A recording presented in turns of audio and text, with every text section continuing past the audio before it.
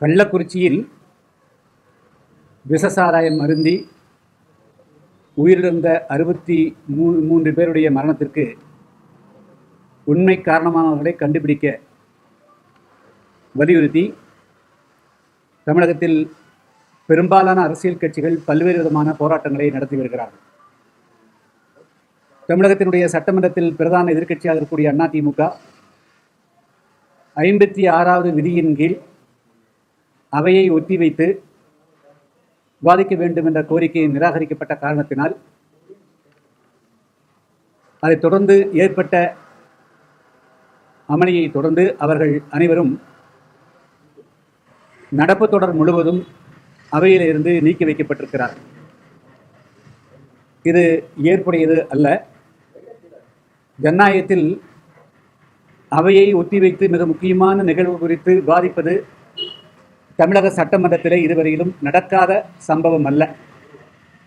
அதனால் ஆளுங்கட்சிக்கு எந்த விதமான சிரமங்களோ அதனால் ஏதாவது பாதிப்புகளோ வரப்போவது கிடையாது.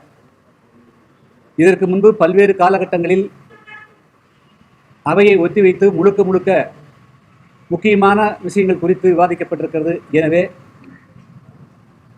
பிரதான எதிர்க்கட்சியினுடைய கோரிக்கையை ஏற்று அவையினுடைய முழு கவனத்தையும் இந்த 63 பேருடைய மரணத்திற்கு காரணமான நிகழ்வு குறித்து விவாதிக்க அனுமதிக்க வேண்டும். மேலும் அதிமுகவினுடைய அனைத்து உறுப்பினர்களையும் நடப்பு தொடர் முழுமையாக சஸ்பெண்ட் செய்யப்பட்டிருப்பதையும் திரும்ப பெற்று அவர்களை அவையில பங்கு பெற வைத்திட வேண்டும் என்றும் புதிய தமிழகம் கட்சியின் சார்பாக கேட்டுக்கொள்கிறேன்.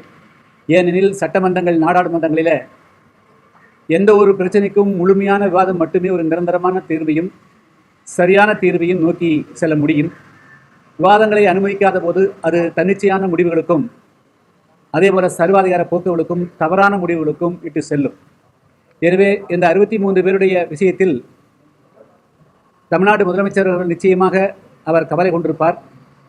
எனவே கவலை மட்டும் போதாது, அது நிரந்தரமாக தடுக்கப்பட வேண்டும் என்று சொன்னால் அதற்கு இதில் ஏதோ ஒரு சதி இருக்கிறது அல்லது சதி வேறு ஏதாவது காரணம் இருக்கிறதா என்பதையெல்லாம் முழுமையாக விசாரிக்க வேண்டும் என்று சொல்லுகின்ற பொழுது அது விவாதத்தில் தான் எல்லா விதமான கருத்துக்களையும் பல்வேறு அரசியல் கட்சிகள் எடுத்து வைக்க முடியும். எல்லா ஆதாரங்களையும் அவர்கள் வெளியில் சொல்ல முடியாது, சட்டமன்றத்தில் சொல்லக்கூடும்.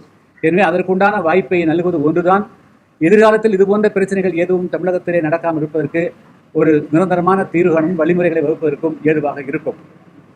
மேலும் தமிழகத்திலே இப்பொழுது கடந்த ஒரு வார காலத்துக்கு மேலாக கள்ளக்குறிச்சி சம்பவத்திற்கு மட்டுமே தொடர்ச்சியாக அழுத்தம் கொடுத்து பல்வேறு அமைப்புகள் போராட்டத்தில் ஈடுபட்டு வருகிறார்கள். புதிய தமிழகம் கட்சியின் சார்பாக நேற்றைய முன்தினம் நாங்களும் தமிழ்நாடு எங்கும் அனைத்து மாவட்டங்களிலும் ஆர்ப்பாட்டம் நடத்தினோம்.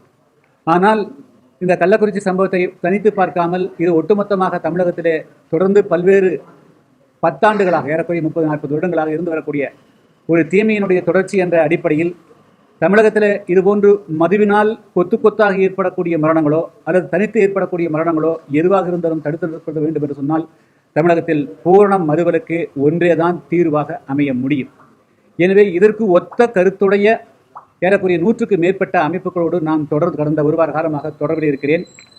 ஜூலை மாதம் 6ஆம் தேதி அதாவது தமிழகத்தில் கள்ளச்சாராயங்கள் இனிமேல் தமிழகத்திலே தலைதூக்காமல் இருக்கவும், அரசால் இருக்கக்கூடிய சாராயத்தாலும் ஏற்படக்கூடிய பாதிப்புகளை தவிர்க்கவும் தமிழ்நாட்டில் பூரண மதுவிலக்கை அமல்படுத்த வேண்டும் என்று வலியுறுத்தக்கூடிய வகையில் ஜூலை மாதம் 6ஆம் தேதி அதாவது முழு மதுவிலக்கை வலியுறுத்தக்கூடிய ஒத்த கருத்துக்கூடிய அமைக்கக்கூடிய ஆலோசனை கூட்டம் எனது தலைமையில் வரக்கூடிய ஜூலை மாதம் 6ஆம் தேதி கோவையில் நடைபெற இருக்கிறது.